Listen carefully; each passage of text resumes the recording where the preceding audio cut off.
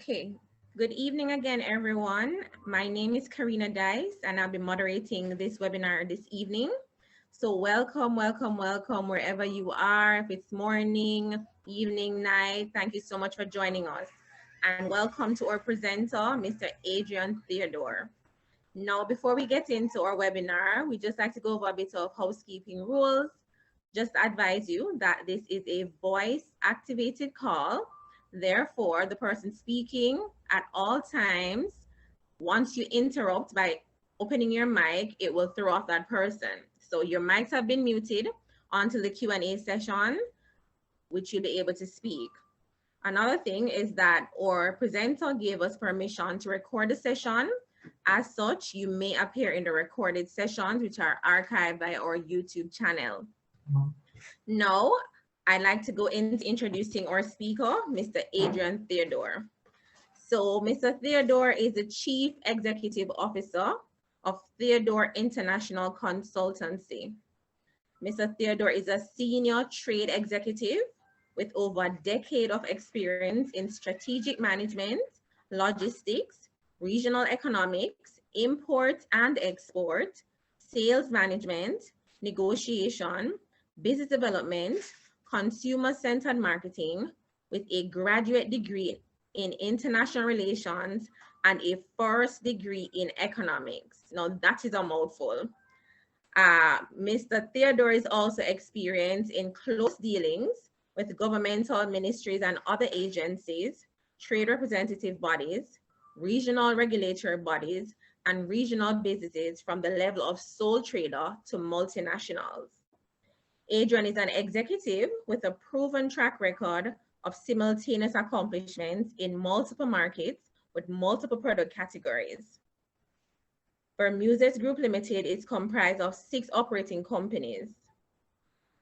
Kiss Baking, Bermudez Biscuit, Holiday Snacks, Jamaica Biscuits Company, Alimentos Bermudez, Soldanza, West India Biscuit Company, all operating in multiple regional and international markets. Adrian founded TNC, pronounced TINC, which is the Theodore International Consultancy, to provide export training and support to SMEs interested in achieving export success. Now, this sums up perfectly what our presenter is capable of. So I am just putting you all in the hands of Mr. Theodore to have a promising and a very informative webinar tonight. So over to you, Mr. Theodore.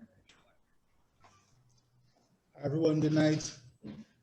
That was indeed a mouthful. I always feel very old when people read all of that, but thank you very much for the introduction. So who am I? Why should you even be listening to anything I have to say about networking? That's the question I've been asking myself since I've been asked to do the networking session for you.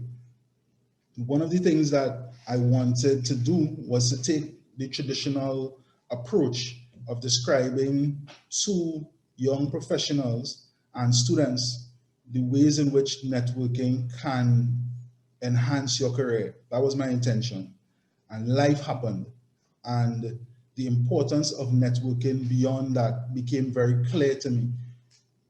I wanted to take the opportunity to explain to you how I've benefited a lot from it and what strategies I've used. Further to that, I've actually reached out, used my own personal network and reached out both personally and professionally to folks that I consider to be master networkers for their own tips on how they've been successful over the years and the skill set and the mindset that they bring to bear. So I've actually separated the discussion this afternoon. Give me 1 second.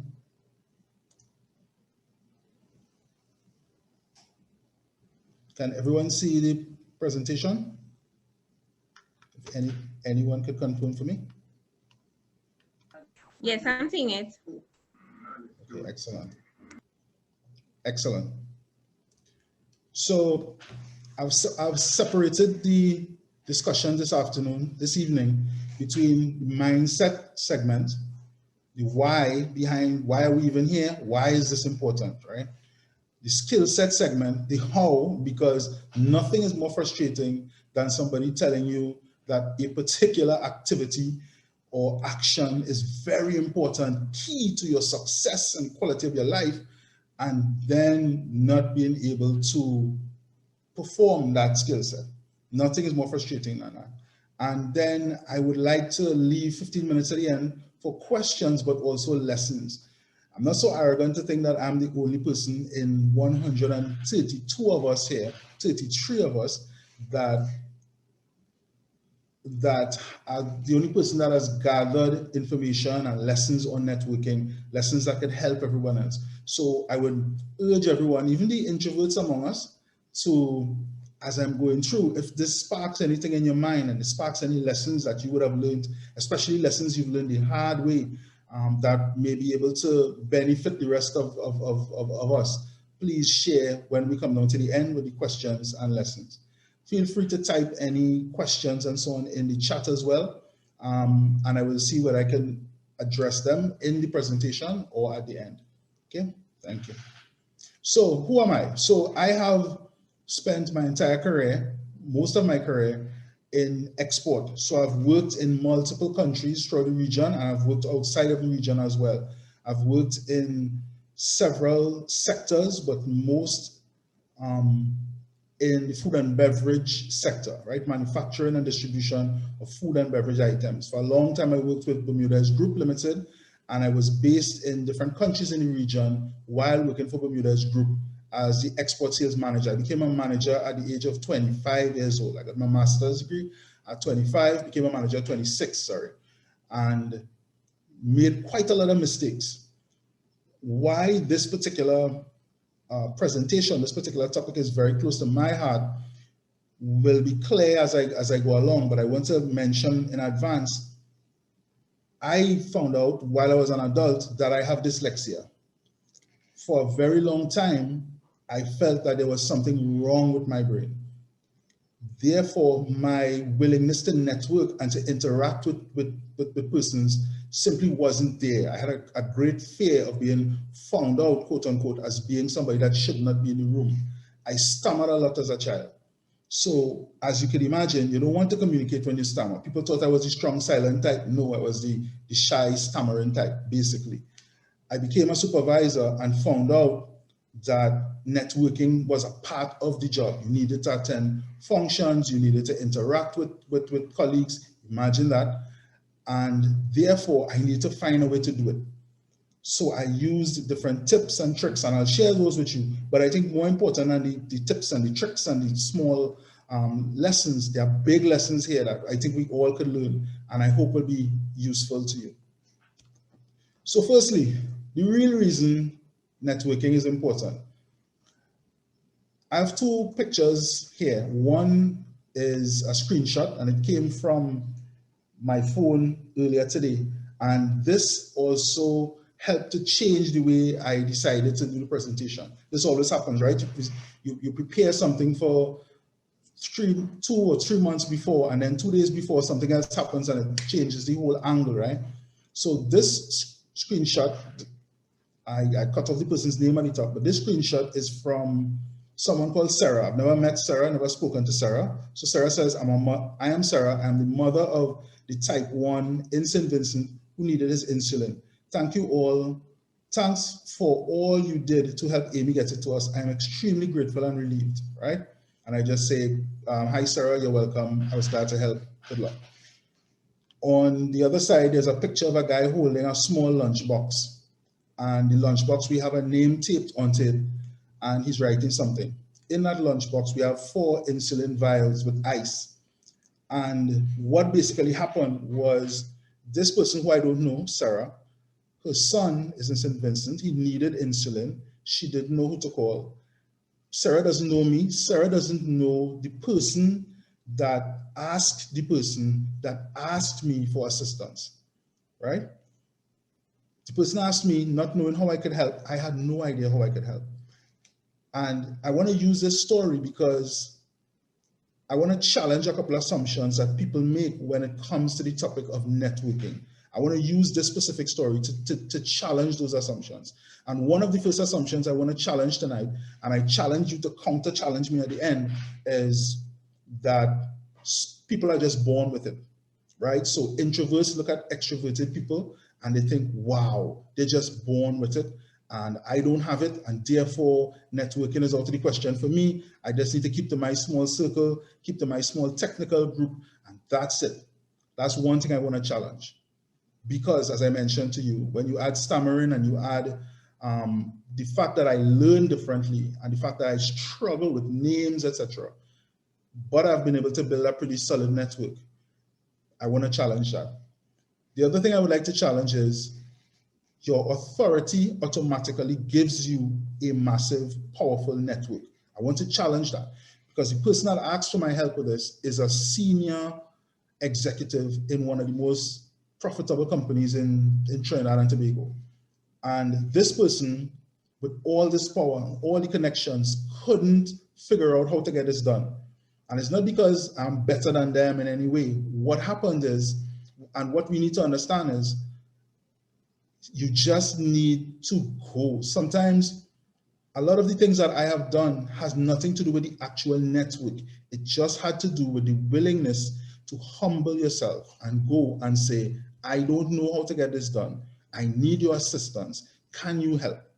And to humble yourself when you may get an initial reaction that may not be what you hoped for. So I went to the port. I had to negotiate with a customs officer, more or less, negotiate with a customs officer. Under COVID conditions, you can't come into the office, you have to stand outside, fill out the paperwork. It's a lot more complicated. I'm trying to ship medicine in a lunchbox with ice to another country with no paperwork, improper packaging. So easy so far, as you can imagine. Then I have to go to then I get the paperwork, I have to go to the boat and negotiate to get the captain to agree to take this lunchbox with this ice, with this insulin, to put into his personal refrigerator in the captain's cabin and take it to St. Vincent for me, right? So Sakai, right? Easy. Now, what I want you to notice in all of that, there is nobody in that mix that came ready-made in a network. Everybody was, this was the first time I'm speaking to everybody in that system, right? And this is something I want you to keep in mind as we go forward, because my concept of networking and all the master networkers I've spoken to, right? My concept has a lot more to do with how you treat people than simply knowing people. There seems to be this misconception that for some reason, just knowing people and just being who you are in the sense of having a particular title or particular position, that is automatically a network. Knowing somebody does not automatically make them a part of your network, right? So that's one story I want to share. The other story I want to share, to put things into context, is my cousin Kiel recently was in the hospital, right? Kiel has a disease that stops his blood from clotting. And all of the authority that I would have had, all the places that I've worked, all the boards I've sat on, committees, none of that helped when I had to ask people to go to give blood for somebody they didn't even know. And some of those persons actually went and they got turned away because they probably didn't eat right, they wasn't prepared to give the blood, they had to go back, and they went back. Some of these people that went, one of those persons, for example, is a guy I will speak about today who's a master networker in his own right. Now, he's the CEO of one of the largest companies in Trinidad and Tobago, right? He's CEO of National Flour Mills. And this guy doesn't have 5 minutes for a meeting. This guy is jam-packed, his agenda is jam-packed. But he made time to go to give blood for my cousin who he has never met and will never meet, right? So I wanted to mention that because one of the things we need to keep in mind is that social media is very useful. Social media is not real life. That's one thing. Social media also can impact negatively on the way you interact with persons. You sit in a bubble to some extent, right? An echo chamber. Everybody agrees with you and you easily ignore those that say things that are against you, right? Also, social media encourages us to speak in a form of clickbait. So everything we say, everything that we express must be very dramatic. So no longer Do we go to see movies and the movies are okay? It was all right. Some parts were good, some parts I didn't like. Now all of a sudden, every movie is the absolute worst movie ever made in the history of television, the history of movies, right? Or the absolute best thing. If you haven't seen a movie, you haven't seen anything, forget everything else, go see that right now, right? That works well online. When you're having a conversation with someone else, a direct conversation, it just makes you look crazy, right? So it's important because I keep seeing it coming up in my interaction with young people in the workplace, where sometimes they go to a very drastic place very quickly, and you wonder, how is this possible? And it's because of their mode of communication, right? So, definition of networking. Now, I'm not here to sell you an airy-fairy definition. I'm not here to tell you that networking is just something generally you should do just out of the goodness of your heart and so on. Yes, networking is something that should be done. Human beings live in communities, etc. But there is a specific benefit to networking that is specifically related to your jobs and your future careers, etc. And I want to focus on that as well. So if we use this definition, which I like, networking is developing and using contacts made in and out of business for purposes beyond the initial contact. Now, I will share this presentation as well, right? Because there are a lot of things in here that I've put in that I may not have time to go through. So I'm sure you can be assured I'll share it with you. But there are a couple of things I wanted to focus here. One is developing. The other is in and out of business, so contacts made in and out of business. And thirdly, purposes. There is a purpose for networking. If you just schmoozing and just chatting because you like to chat and stuff, that's all fine, but that's not necessarily networking. That's not for a specific purpose.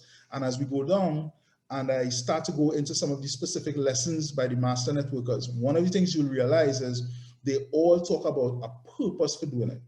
And the purpose actually makes it more useful, because the purpose, when you're purpose driven, you ask certain types of questions. You don't waste people's time. You know what you want to get out of the relationship. You're willing to spend some time to build the relationship, to develop the relationship, right? So purpose is very important. The concept of networking comes off, as you guys know, from the idea of a network that naturally exists in nature. And there are different nodes in the network. It's very important to understand that there are benefits to connecting to nodes at all levels. So at your level, you may connect with persons that are going through the same things that you're going through. So you don't feel as lonely. You don't feel that everything is down on you and you're the only one going through whatever issues you may be going through. It's also useful to connect to those at a more junior level in your organization, at a more junior level in your career path, in your particular field, because it helps you to pull your thoughts together when you're explaining stuff to this person. It also helps you to extend, if you really have a purpose in what you're trying to do, by helping others. What you're actually doing is you're actually spreading your purpose out much further than you could directly yourself.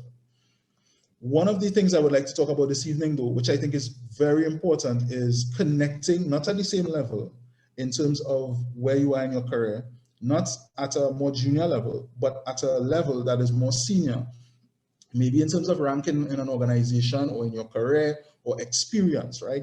And that's mainly what we talk about when we speak about connecting with mentors, having a mentor-mentee relationship.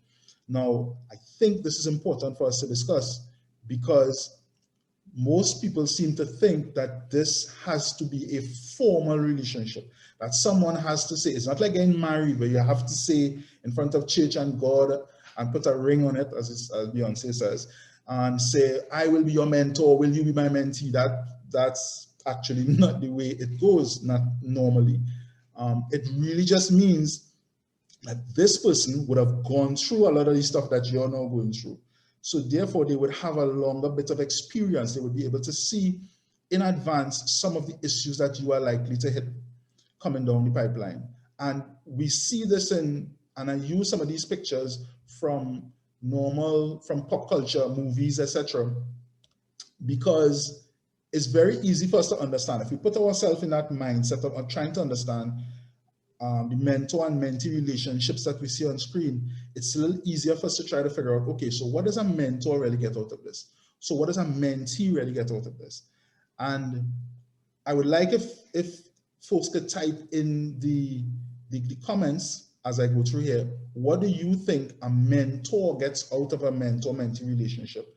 And what are some of the things that you think a mentee gets out of that relationship? And also, what are some of the differences you see if you look on screen? Whether we're talking about Neo and Morpheus, we're talking about Yoda and Luke, for the older guys, we're talking about Gandalf and Frodo, or the Ancient One and Doctor Strange, you know, or M and James Bond, whatever that relationship is, right? What does each party get out of it, number one? And also, what are some of the differences that you tend to see between the mentor and the mentee? So just to run through a couple, right? So we have here the mentors, share wisdom, mentees, build. Wow, a lot of questions coming through. You guys have me skipping down. Mentors, share wisdom, mentees, build their legacy. Okay, learning from the mistakes of others. A mentor gets purpose and fulfillment in shaping the direction of someone else's life. Very deep, excellent. Mentor sees or knows the path ahead and helps to guide the mentee. Very deeply, sir. Okay. We have mentor gets self-discovery and learning while transferring own learnings before it's lost. It makes us feel like we're on the edge of dying. Mentor gets growth and satisfaction, right? So excellent, wonderful. And what are some of the differences in, let me see if you see what are some of the differences in the, right? So, okay, so mentor, all right. Okay, so mentors are old and mentees are young. Okay, granted, noted. So what I want you to understand is there is a reason we see these relationships come up so often in movies and pop culture stories, from Snow White and what you call the fairy godmother and all these things down to today. There is a reason movie makers keep coming back to these stories and writers keep coming back to these stories, because they understand that subconsciously we all fit ourselves in this story without being urged to do so. We, based on where we are in our careers and our age and so on, we tend to see ourselves in that mentor relation, in that mentor position or that mentee position. It's important for us to understand that these relationships need to be nurtured. These relationships don't happen automatically, and they are not naturally what I call sticky. They don't necessarily, when people are busy, they don't necessarily stick together. So sometimes you have to make that conscious effort. I want to touch on something here. If I can get this thing to click. 1 second.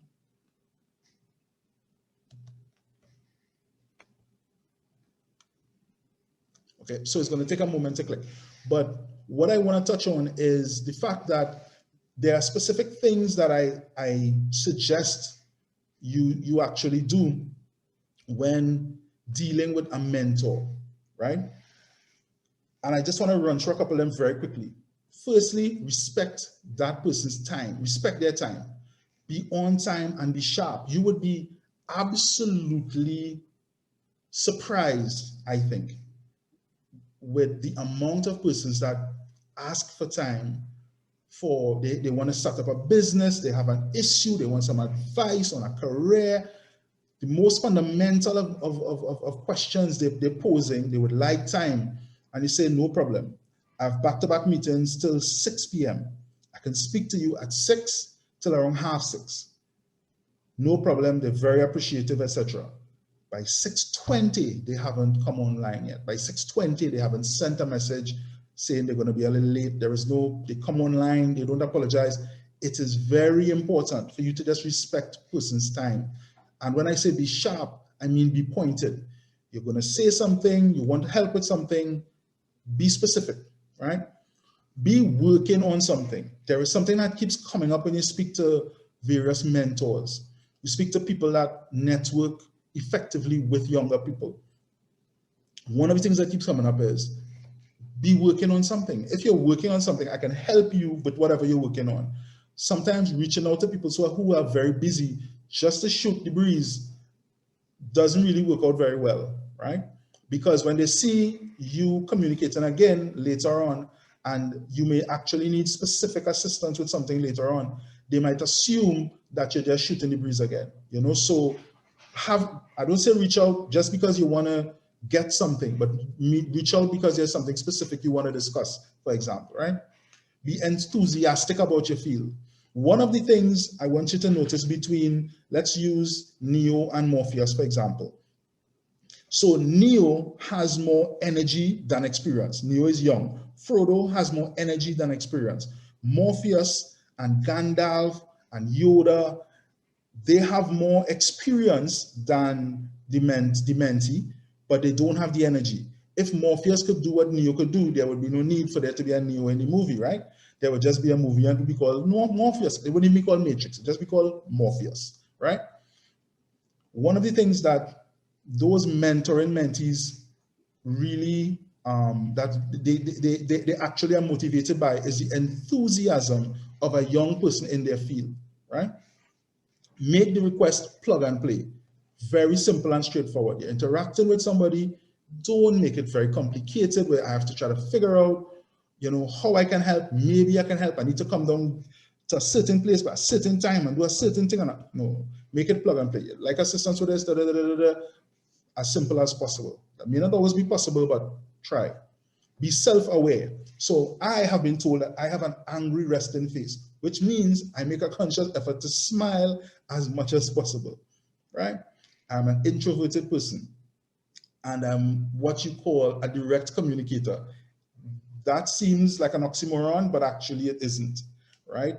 Because I'm a direct communicator, I have to be aware. Sometimes I may be a little too aggressive in the way that I put things across. It may turn off some people. Because I'm an introvert, I get tired when I interact with people, especially new people, for too long. That's not something, it doesn't mean I'm a bad person, it just means I'm introverted. My energy level goes down when I'm interacting with people I don't know for too long. That's just what it is. So I have to be aware of that, and I have to adjust for that. Don't assume nor expect too much at first. We'll go into that in a little while, in terms of some details with respect to that. Don't assume nor expect too much at first. And finally, something I keep reminding folks, social media is useful, but social media is not real life, right? 10 o'clock in the night, go on Instagram, send a message, you need an emergency, you have some emergency help, etc., etc. See how many people show up. I'm trusting it won't be the amount of people that you think would show up. So remember that dealing with a mentor, you're talking to an actual person, right? And interact with them as such. So I wanted to put this here because I wanted to just go through this before we go into the real meat of the matter, which is the lessons from some of the master networkers. But this, one of the problems that I had in terms of networking as a young person, as I mentioned, was my stammering and my serious introversion. I avoided socializing in the workplace for quite a few years, and it started to affect my career because without even realizing it, I was offending. I found myself offending folks. People were thinking that, is it that he thinks he's too good for us? Is it that he just doesn't like us? You know, you don't want those kind of things to just be affecting your career. You don't want people that you have to depend on to be thinking that you don't like them, you know? And a lot of young people I have found, as I'm speaking to a lot of young people these days, one of the things that I found is that social media, in the Instagram in particular, the Instagram, like a real world guy, right? So Instagram in particular seems to be reinforcing the concept that you're supposed to go through your phone, look at all the numbers, and if there's anyone there in that list, I'm sure you guys would have seen these posts before on Instagram, Facebook, etc. If there are any people within that list that cannot clearly do something for your career right now, delete them. Sure, you've seen that. And it sounds real good, it sounds smart, right? Why carrying all this quote unquote dead weight, right? We'll go into that in a while. So, socializing for introverts. I actually created a document and I shared the details of it at the end. There's a little appendix at the end of this presentation where you can see some of the meat behind some of these points. But I actually had to create this because I kept seeing young supervisors with the same issue that I had as a young supervisor, coming in and being told that now you have this job that involves socializing, which you really don't want to do, and not understanding why it is necessary. So the first step, I think, in terms of socializing, especially if you're introverted, and a lot of students at the tertiary level are introverted persons, right, is the why. You have to understand very clearly, take my word for it, and we'll go into some details. This impacts on your career, as it should. And the reason it should impact on your career is because your ability to interact and to influence persons in different departments, for example, must impact on your career. Imagine it's a Friday evening and you're in charge of the sales, you're the sales supervisor. You need the accounts department to stay late to put in some information to ensure that your salesmen are paid on time, your salespersons are paid on time. The accounts department doesn't want to stay late because it's not their fault the information wasn't inputted. There was a problem with the IT. So now you can't go and demand that they stay late because it's not their fault. But you may be able to influence them if you have a relationship with them built in from before, right? Networking and building that relationship consciously actually helps a lot in your career, right? So some of the tips for socializing for introverts. The more interested you are is the more interesting they will be. Straightforward. You're going out, don't go too early, don't stay too late. I'll go into details after. Very straightforward. These are the points that were absolutely necessary for me. Carry company and create a safe zone if there are other introverts, but make sure you go. Pour your own drinks. Extroverts tend to pour big, right? Too detailed. Don't stand too close to speakers, minimize noise and light. If you're an introvert, one of the things that we don't realize as introverts, we are greatly affected.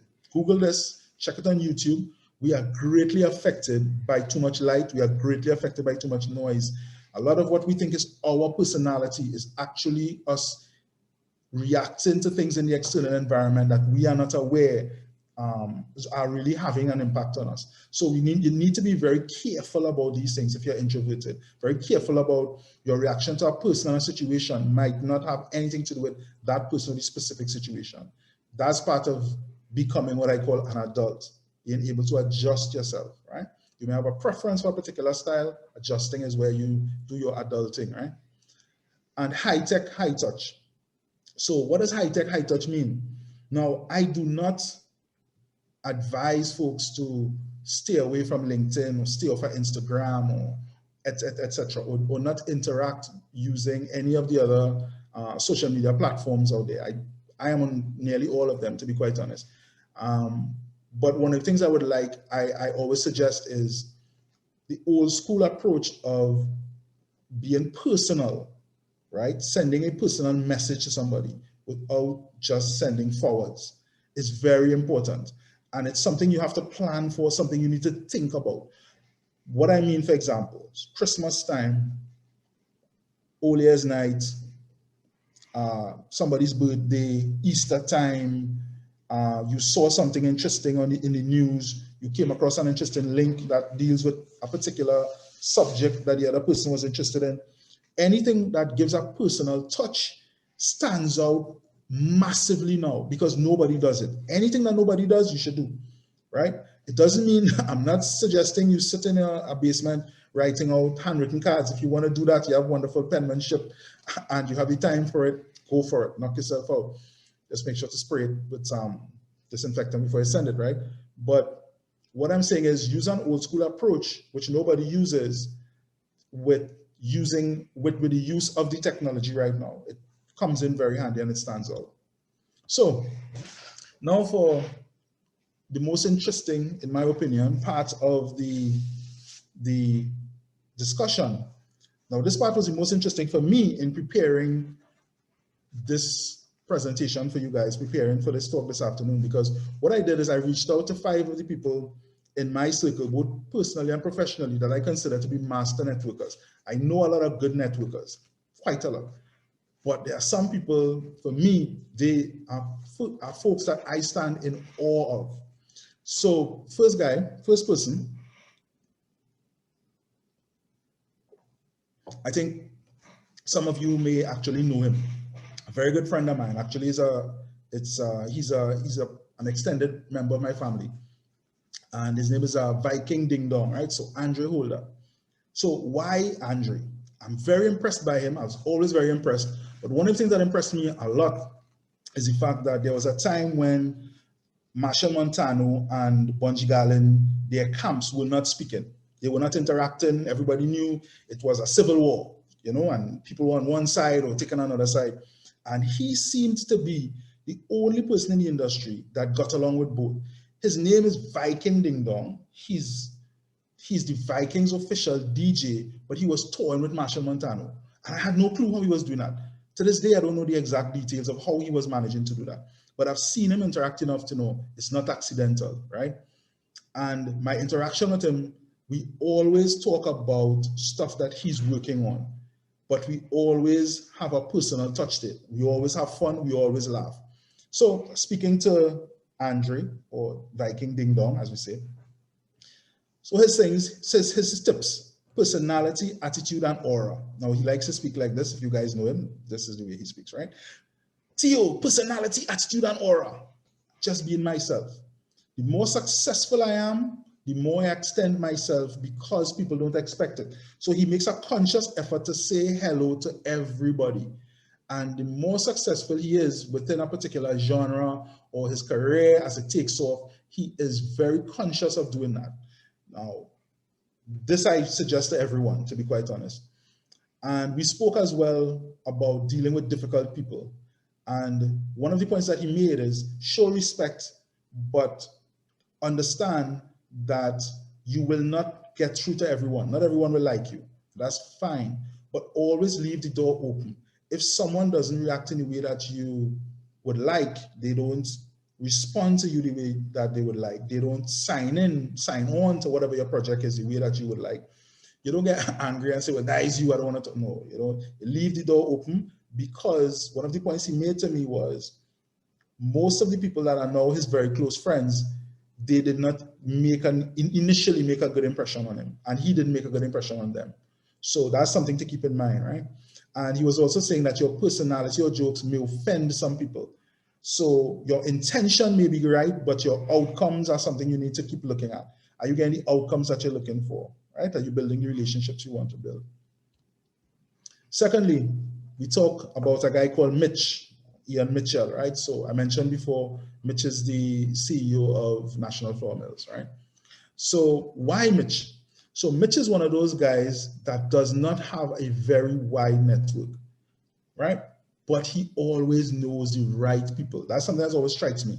So this is a guy, you will never hear him say, oh, I had this party about my home and there were 200 people and everybody knows my name. I don't know, but he always knows someone that can help, right? And he's someone that, regardless of who you speak to, that person can always be very specific as to why they hold him in very high regard, right? And he's not very active on social media. So how does he do it? Some of the lessons. Don't be a person that is a professional networker. Instead, be technically sound. One of the things that we definitely agree on, he and I, is that some people spend a lot more time trying to look good than trying to be good.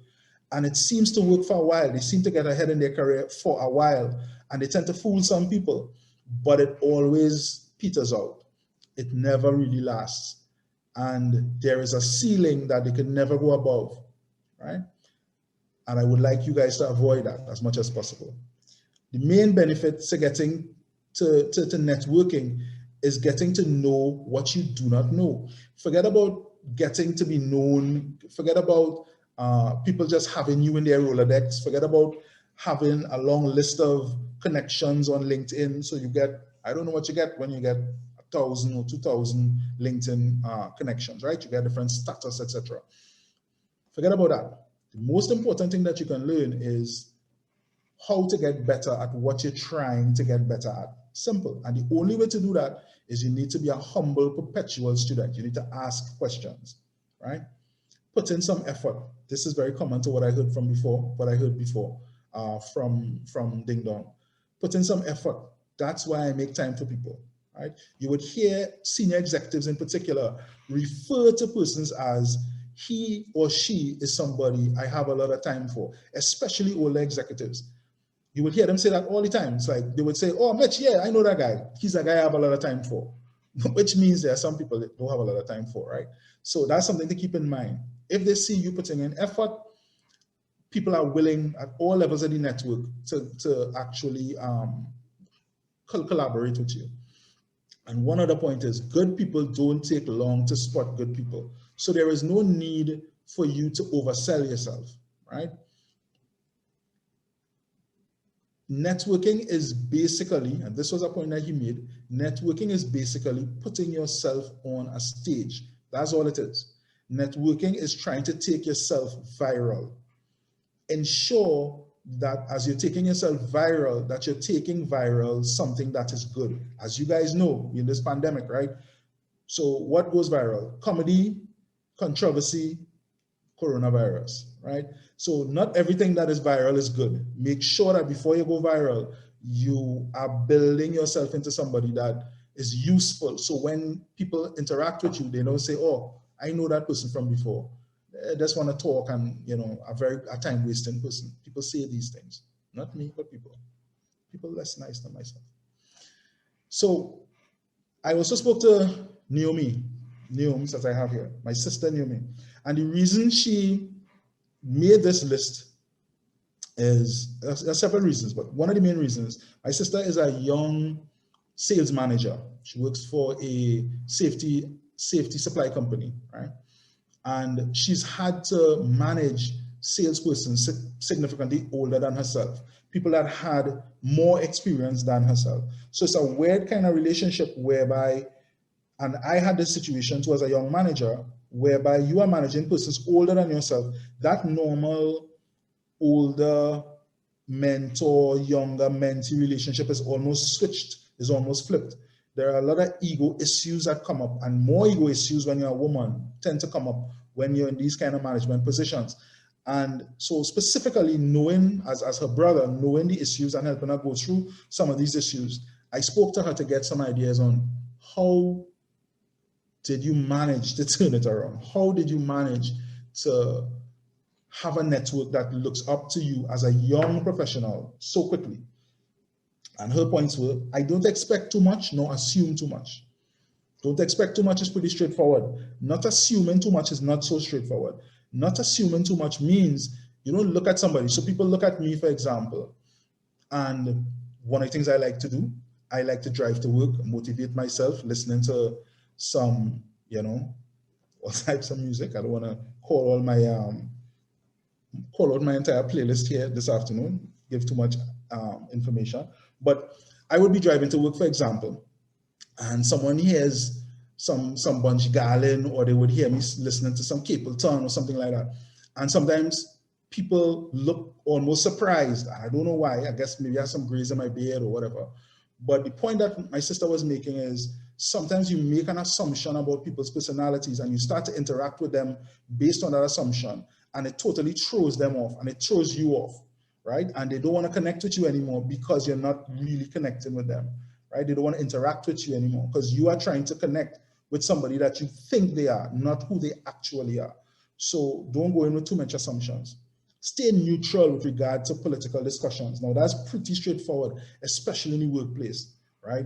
Stay as neutral as possible. Now, some people complain, some people are diametrically opposed to that particular position, but I have found that to also be true. One of the things that, one part of my career in a job that I had in the past, I acted as the export sales manager for the region for Bermuda's group, as I mentioned, but I was also the country manager for Guyana. So I couldn't find the person that I wanted for that particular market.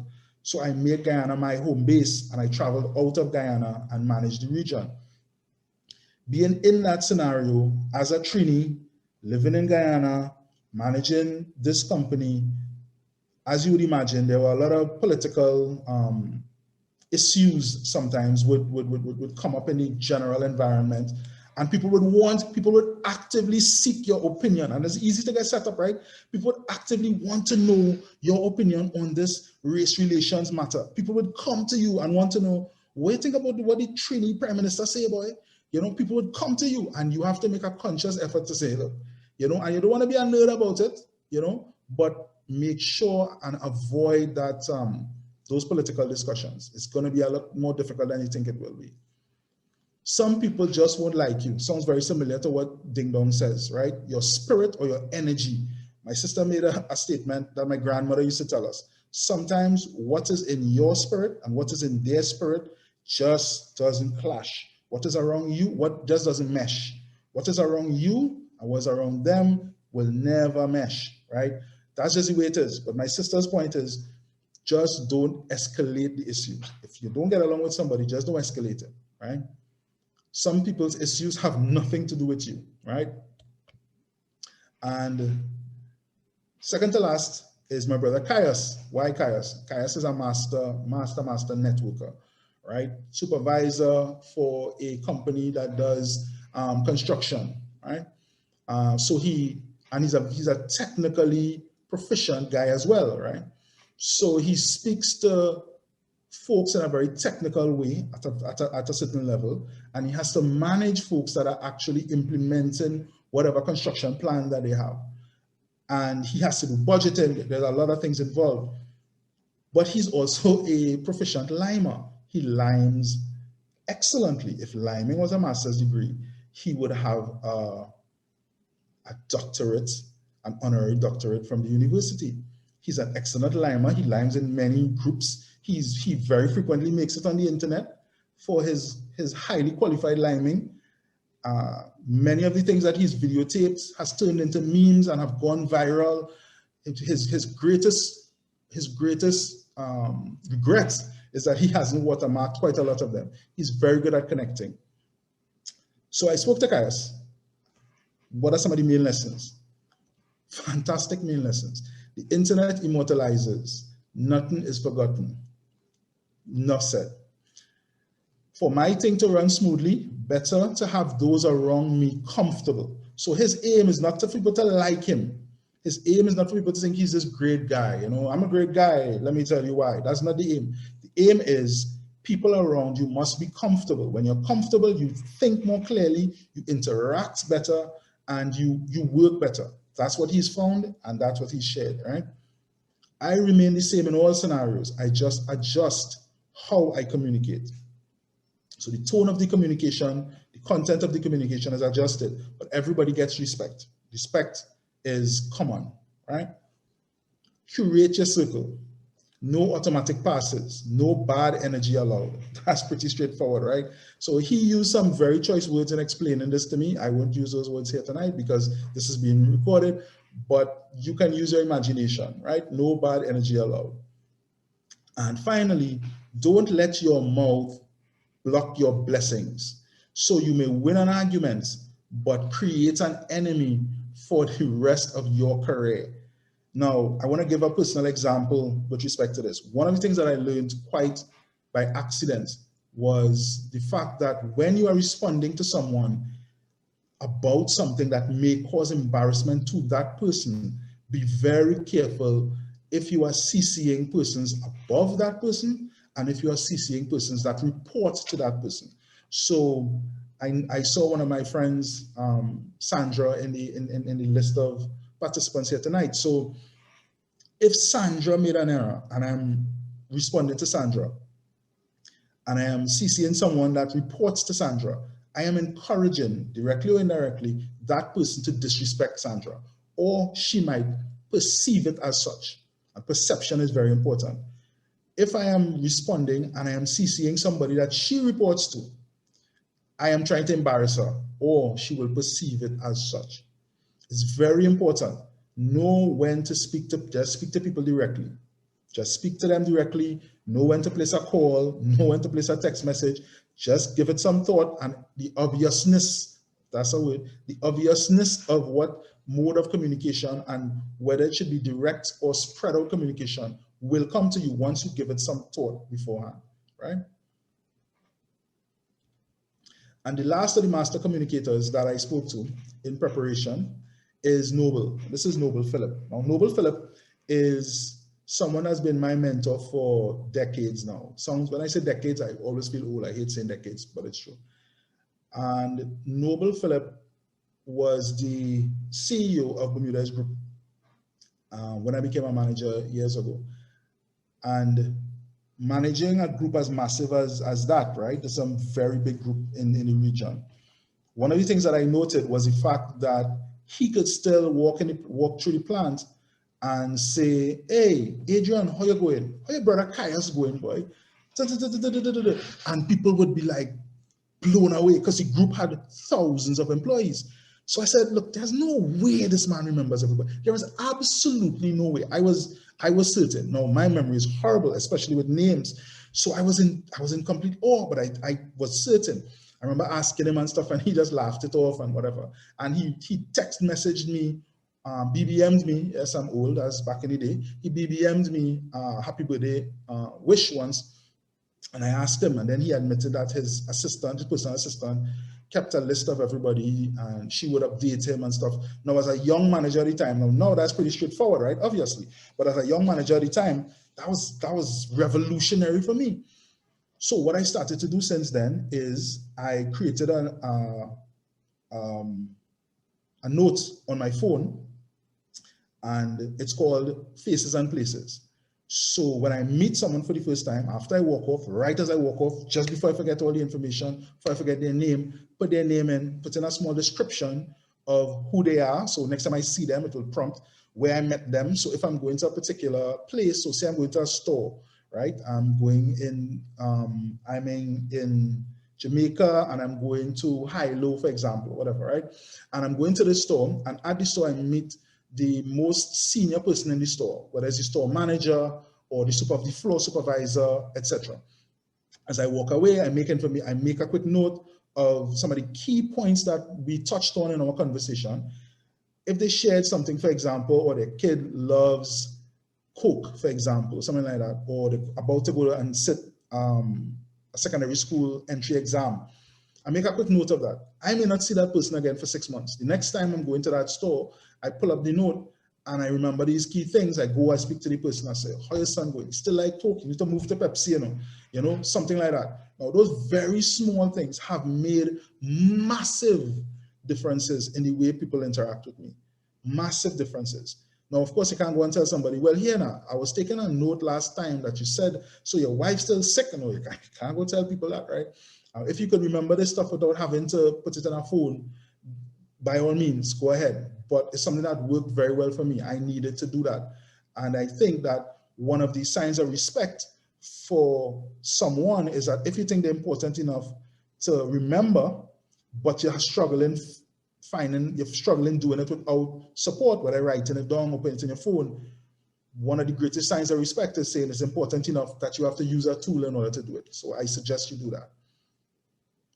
Noble's points. People care for people who care for them. Straightforward. It's a reinforcing circle, right? So you care for people, they care for you. It's a reinforcing circle. Pretty straightforward. I seek to be authentic. I never consciously sought to have a baker partner or a banker friend. Stickiness naturally takes place. Stickiness means people that come close to each other that have very similar, not just energy, attitudes, beliefs, but find something in common, find that the relationship is worth hanging on to, tend to hang on to one another over time. That's just the way it is. You can't force that connection. So you have to try to make connections with more people because it increases your chances of meeting the people you're supposed to stay connected to. That's the best way I could translate, the lesson. And he advises that you proactively do unto others as you would have them do unto you. Sounds very simple, almost corny to some extent, old school to a lot of people. I mean, he and I had a long conversation about it, but it's very simple. It's as simple as that. If I call the principle least of my brothers, and it's something I've used in all the places that I've worked, all the different companies, the places I've consulted for. When I come into an organization and I treat everyone the same in terms of the level of respect, very quickly, people start to think, they approach you very slowly at first, etc., but the level of trust increases very quickly, and that's very important. People want to keep in contact with you if you are somebody that they can trust. And why can they trust you? Do you have the ability to help them? These are the questions people ask, right? I trust somebody who has the ability to help me. So I don't take an important issue when I go and tell my neighbor if my neighbor doesn't have the technical ability to assist me with that, right? That's just gossiping. Does this person help you?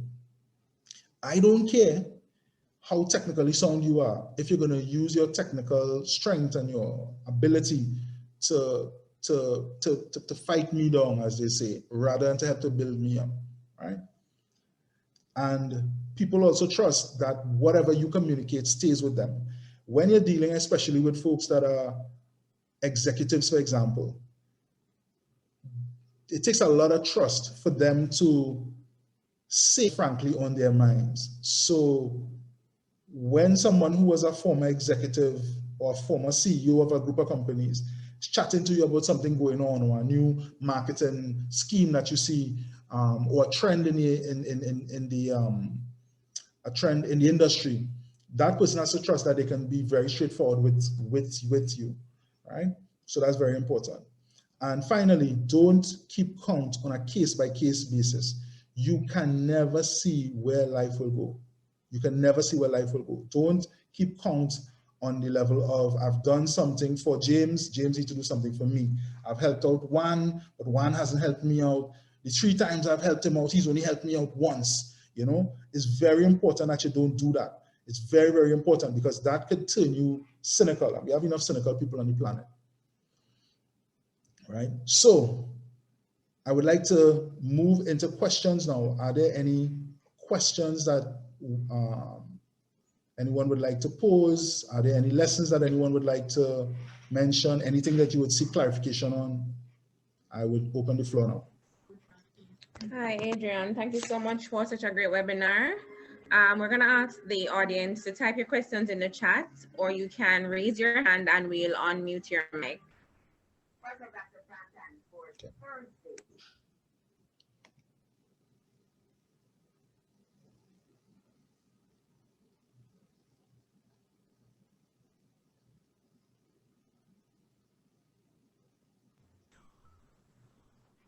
Okay, Angela is asking for some clarification on the baker and banker point. Right. So some people try to build a network by, so for example, they would say, I need to have somebody in this particular industry. So for example, I am in the field of export is my main field, right? So I need to have a customs officer partner that I could call in order to get things done. Or I need to have somebody that works on the port. You know, I need to have somebody who works in a broker's office, you know. So it's important to be able to relate to people in different positions, but trying to actively, people see through it very quickly, to be honest. And one of the things that you don't want to do, you don't want to be in a position where you have people thinking that you're trying to manipulate them. That's very important. So that was the Baker Banker point, that, you know, he was just trying to be authentic with everybody he interacts with, and the connections automatically are made. If you try too hard, people see through that and it backfires on you. Okay, great, thank you. All right, so this has been a great presentation, and we're seeing in the chat person showing appreciation. Other persons can let us know what you think by using the reactions icon, but I'm gonna ask Roshion, forgive me if I'm pronouncing it correctly, to just open your mic and ask your question. Hi, good day. First of all, thanks. What really is a big message here, and just so that it is not lost, I think I learned this the hard way over time too, is that you look at network, logistics and networking, and you're thinking it's really a hard science. But the strong message on each of the subparts of the presentation was that soft skills make and break you, and being real and open make and break you. And I think that is huge. because sometimes we go so much after the technical and the checklist things that we forget that the soft skills are critical and they need to be nurtured. And I think that that is really, really huge. The second thing I wanted to say was, and it was really, really refreshing how this presentation was done, in the sense that, you know, it's a funny thing, you're talking about social media and the technology, and be very cautious not to get caught up in the technology. So you're sounding very old school, which is what you're saying. The paradox in that is, if you look, we're currently in the fourth industrial revolution. And if you look at the skill sets for this fourth industrial revolution, they're exactly what you're saying, which is the soft skills, the human skills, being able to do things the human way that the robots will not be able to for a while. Bear in mind, Sophie already is a robot with a passport. So robotics is closer than a lot of people think. The soft skills is always relevant, and it's going to be more relevant as we go forward. So that's the other main point that's really, really big, and it really, really touched me. Thank you. All right, thank you so much for your comments and recommendations. We lost Adrian for a little bit. I think he was having some connectivity issues as his camera was frozen for a while. So we're just gonna allow a little time for him to jump back in. But what I'll do is to just go through some comments in the chat, or if anybody wants to share any experiences or anything. All right, I'm seeing here where Lisa's saying that Adrian is back. So just give me a second to just help him connect. Yes, can you hear me? Yes.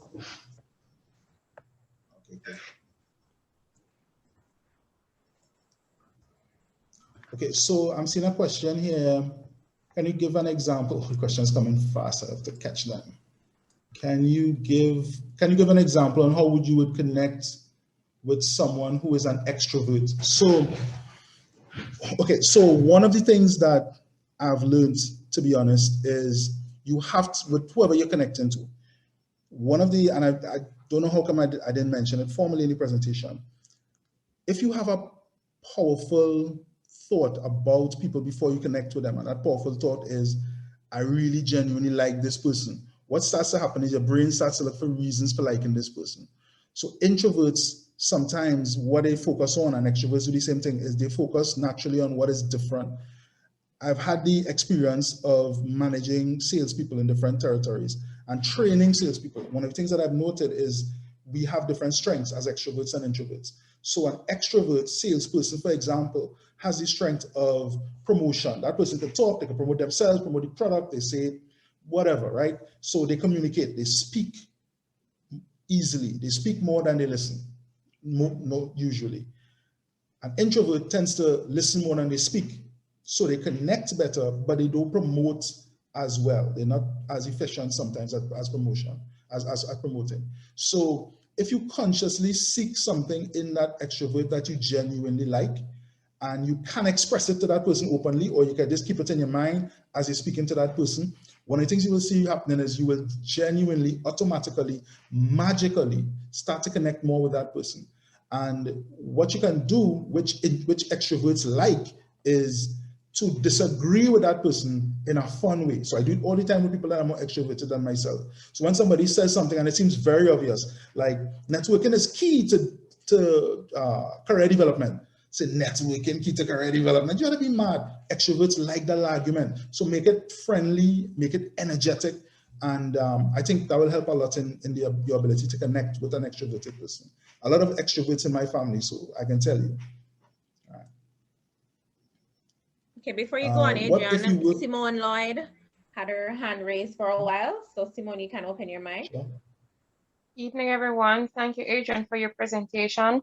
So my question is, how important is it for us to take time out to really study and understand different personalities to then be able to really be able to connect with them on a good level? How important is understanding personalities, apart from all that you have expressed? Yes, respect is key, but how important is it to relate on the personality level? What type of personality the person has, and to key in on what really speaks to them or what is of importance to them? I don't like the word important. I rather the word useful. I think it's very, and I'll tell you why, right? So when you say something is important, sometimes people take it to mean that if you don't do this, everything will go wrong. So it's key, it's important, and they put too much pressure on themselves to look at something in a very formal way, you know? And I think it's very useful. Let me tell you why, especially I assume that everyone here intends to increase, to improve as they go along, and to take on more responsibilities, become supervisors, managers if you're not already. And in taking on more responsibilities, you have to then start to manage people, or you have to manage more relationships. It's very important, as you could very well imagine, to understand the way people relate to things, because it helps you to not take things personal as well. So let me tell you what I mean. So I am a direct communicator. Direct communicators tend not to focus a lot on, in fact, it's pretty hilarious, right? So my personality type is INTJ, actually, right? I tested it a couple of times well because I didn't want that to be my type, because my family was making jokes that that's the type of Thanos and Darth Vader and all these, villains, right? But that's my personality type, and I'm a direct communicator. So because of those two things, I have a preference for communicating in a certain way. But because I am an adult and I know that I'm interacting with different people, I try to flex, and I try to understand that while I may want you, for example, to get straight to the point, you want to kind of get into the groove, get to know me first before you start to trust me with information and so forth and so on. So I think it's very useful. I don't think it's something that if you don't have a master grasp on it, it will throw off your entire career. I don't think it's something like that. I think you have to remain humble. Once you remain humble and remain open and you respect the fact that people are different personalities, that's the biggest part of it. I hope that answers your question. Yes, thank you. Okay. All right, so I'm seeing a question from Jody O'Brien. She's saying, I see why I've been unsuccessful all my life. At 35, can I start over? There is no starting over, but what you get to do, which is fantastic, is you get to take all the lessons and you get to use the lessons, and it helps you then to propel yourself forward. What you could learn is what you're supposed to do, or what you could learn is what you will never do. Both sets of lessons are very important. So if the most important thing you're learning is humility, then that's a very important lesson to learn. So don't try to start over, keep the lessons. Okay, thank you. John has asked if there are any specific networking tips as it relates to job seeking. Yeah, there are two tips I would like to suggest, right? And they are not just tips with respect to job seeking, meaning who you speak to, etc., right? I recently had the honor of interviewing several persons for a position in a key position, a sales management position in one of our companies. And I was asked to be final interviewer on these. And every one of those persons had the experience and the qualifications to do the job. The question wasn't whether they could do the job. The question was, who was the best person for the job?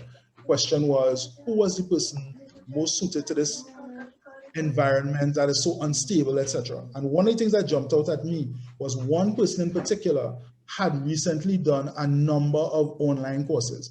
Now, some of the courses were not, I'm not talking about courses by Columbia University and Harvard, etc. But the point is, they were interested in getting better in their field. They were interested in getting up to date. And there are so many sources of cheap, useful, short courses that you could do even through UE. You could do, and distance learning makes it so easy now that it always impresses someone when you've been using under your own steam, trying to make yourself current. So when you reach out to people, you reach out and you be very straightforward, but also use the same tips that I gave before. Be very enthusiastic about your field. Don't reach out with too much sad stories and whatever, because one of the things that, is very sad is that you may have a genuine sad story, but so many people tend to use sad stories to try to manipulate that you could get caught up in that bundle of people considered to be, oh, you're just trying to play with my heartstrings rather than be a technically sound person, you know? So be very careful about those things. Be enthusiastic and try to be as current. And, you know, through UE and through other agencies, try to find short courses that you can do. They don't have to be very expensive, but they say a lot about, you know, the way you approach things. So hope that helps. Okay, thank you so much. I have a comment here from Kim, who's saying that she's great for the advice about introverts because a lot of these things are often overlooked and dismissed. Now, Diana is asking, how do you really deal with social anxiety when it comes to networking? Okay, so I like how she asked, how do you really deal with it? So Adrian, what you said makes sense, but I don't think that's how you really deal with it. Because I think that one of the first things that we need to be aware of is the fact that, and that's one of the first things I challenged at the very beginning, right? So people come to me with all kinds of, people come with problems without even having a clear idea of what solution they might have in mind, right? And they talk about my network, right? Theodore, I know you know people, that kind of thing. And one of the things you need to be aware of is the fact that the ability to interact with persons is not something that just comes out of nowhere. It's like when somebody says, I just can't do that, I just can't interact with people. That's like going to the gym, trying to lift 100-pound weight and say, this is just not for me. You know, strength is just not for me. I am a weak person and that's it. That's what it comes down to. It is a skill that you have to work on. And sometimes when you're working on things, they don't feel like that's a natural fit for you. When you're pushing weight and you get resistance and you have pain and whatever, it feels like I'm doing something wrong. But if you're clear in your mind, yes, this is important, then you're going to stay the course. If you're not clear, if you just start with that why, and you're not clear that, look, I'm going to feel some discomfort at first, then you're not going to stay the course. And you're going to reinforce for yourself all the time that, look, I just can't deal with this situation. So baby steps. I mean, that's one of the notes I have in the presentation, in the appendix part of it. Baby steps. And even as small as, when you talk about social anxiety, as small as interacting with members of your family that you find usually to be sort of obtuse, or people that you don't normally get along with. You have different personalities. Start in your family, and success breeds success. You're going to get the confidence, and then you're going to just kind of keep adding as you go along. So hopefully that actually helps. Hopefully that helps, you know. All right, thank you so much, Diana. I hope that answered your question. Now we have another question here. It's from Andrea. Hi, Andrea. Great presentation. How do culture or cultural knowledge impact networking opportunities? This is a very good question. It's a very good question. Someone that I interviewed for a position recently was, the person was Jamaican, right? So a Jamaican woman, very bright, you know, qualified, very enthusiastic. The conversation, we spoke for 90 minutes in that interview. Conversation was just flowing. We were talking about all sorts of different things in the industry. Very interesting conversation. And in the conversation, more than once, you know, she mentioned that the environment that she works in, that sales environment, is a very aggressive environment, a very kind of male-dominated environment. And then she said, don't kill me, she said that, you know, Jamaica in itself tends to be a very go-getter sort of environment in itself. And then you have this particular sales environment, which is male-dominated, etc. So it's two sets of aggression to some extent. And I understood where she was coming from.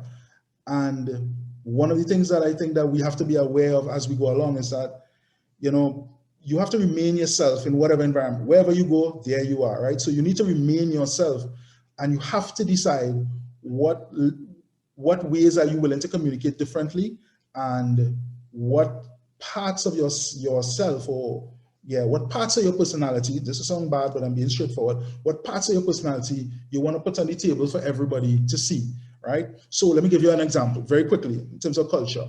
So I listen to rap music. I love rap music. I like dancehall music. Those are the type of music I like the most, and soca, because I'm Trini, right? I don't drive onto the compound every morning blasting Wu-Tang. I don't do that, right? I don't drive onto the compound blasting DMX when he passed away recently and stuff. I'd come down the road, my glass up, I listen to my music, I enjoy myself. But I understand that people draw conclusions about you. And it's your decision whether you want to put that on the table and have them draw conclusions and then deal with the conclusions, or whether you just don't want to go down that road and you want to focus on something else.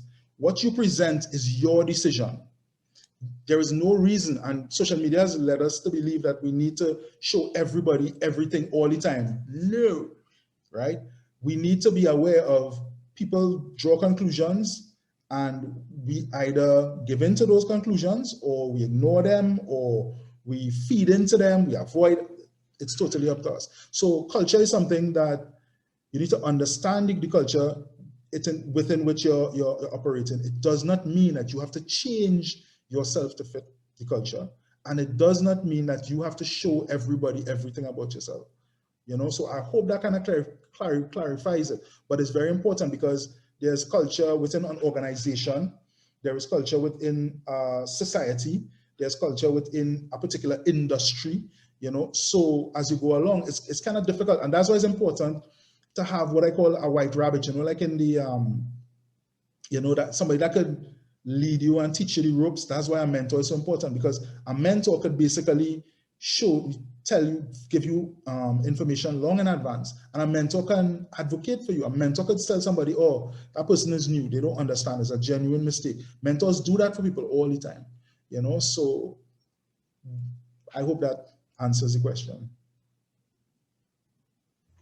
That is a lot of food for thought, Sandra. I hope you're listening.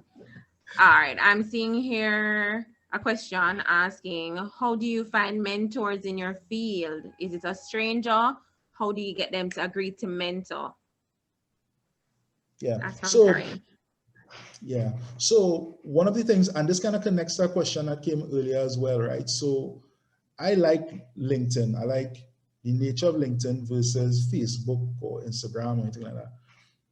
Because one of the things that you can do, I mean, and this is something, this is connected to another tip that I will give, right?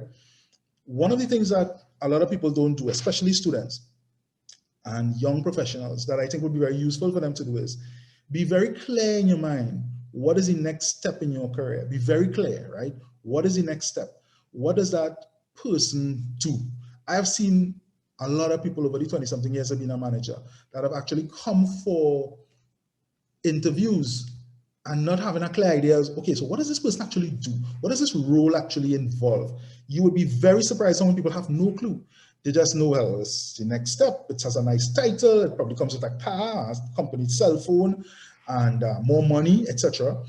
You know, so do the research in terms of what is the next step involved, and then you can use a platform like LinkedIn to find people who are at that level, who are at that step that you want to go to, and reach out to them. Now, there are definite benefits in reaching out to people that do not have any connection to you, people you don't know, right? You learn different things, people in different cultures, etc.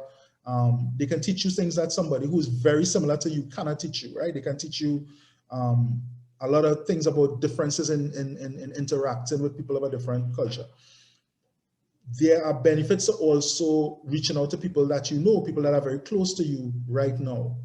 One of the things that people keep missing, and one of the things you should keep in mind, is what is in it for the mentor? Why would a mentor want to mentor me?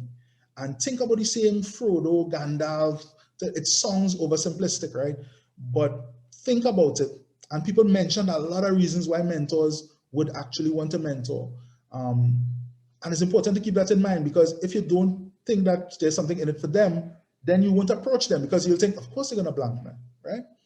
Right? And you're not going to understand that what they want is energy, enthusiasm, somebody who's actually doing something, somebody who's respecting their time, etc. You know, so I think that the easiest thing is to just And it might freak out some people when you ask them, will you formally be my mentor? Because they don't know what type of commitment that will require from a time perspective. That's what I'm saying. It doesn't necessarily mean that you need to formally go and do that, but you can create a mentor-mentee relationship without formalizing it, right?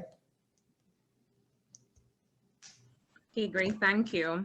I'm seeing some comments, you know, commending you on a great presentation, putting yourself into the presentation and making it so, you know, personal and relatable. So a lot of persons are commenting on your presentation style and the information, and saying it is very timely that this presentation is being done at this time when, you know, social media is taking over and people are consumed by what's happening and not actually, you know, networking or communicating in the best way.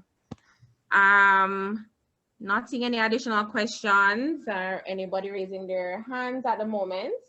So thank you, Adrian, for such a great presentation. Thank you for taking the time out to sharing your expertise, your knowledge, your experiences with our audience. It has been very informative and there's a lot of takeaways from it. For me personally, it's about mindset. If it is that you have the proper mindset and you're determined to network in accordance with what you want to achieve, then you will achieve it.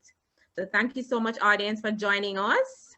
Please look out for our next webinar, which will be on May 20, and it will be about COVID-19 and relationships.